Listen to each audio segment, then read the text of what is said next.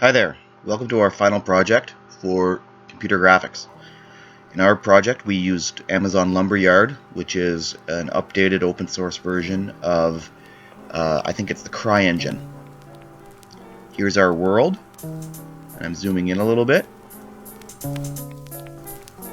The compiler for Amazon Lumberyard is still in beta, that's why we can't actually compile this and make this into a working program. However, we do have a pretty cool game. Look at the light through those trees there, that's awesome.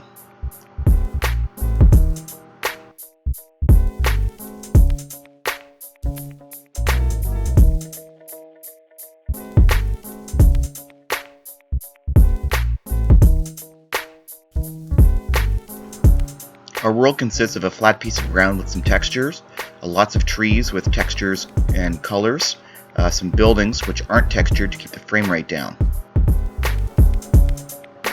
Here's the game itself. You play as a robot called Sri, and you drive around the neighborhood. Standard WASD controls, right, left, back and forward, and the view pane is controlled by the mouse. Spacebar jumps, and you can look around the neighborhood. One of the cool things about our characters is that he can roll down hills. My fingers are off the button right now, and he's rolling down just how gravity would work. He can also bump into things and occasionally jump.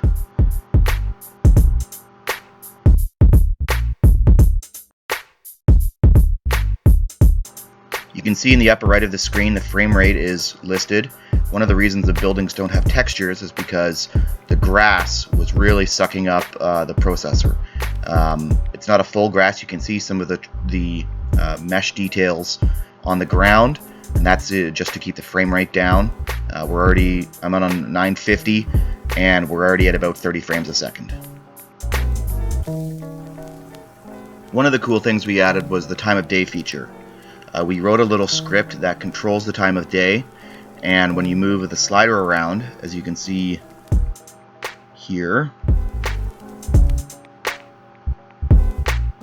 the shadows move, the sun actually ends up moving in the sky, and it changes some of the fog and other aspects to make the time appear like it's actually moving.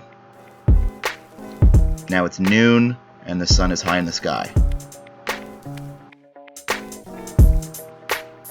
One of the things we liked about the Lumberyard is that it's very powerful. They advertise it as an easy method of making AAA titles, and it really, really is powerful.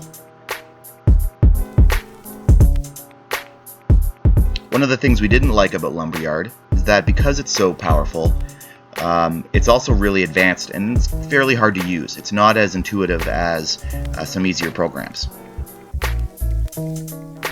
You can see I just changed the slider to nighttime. There's now no more sun.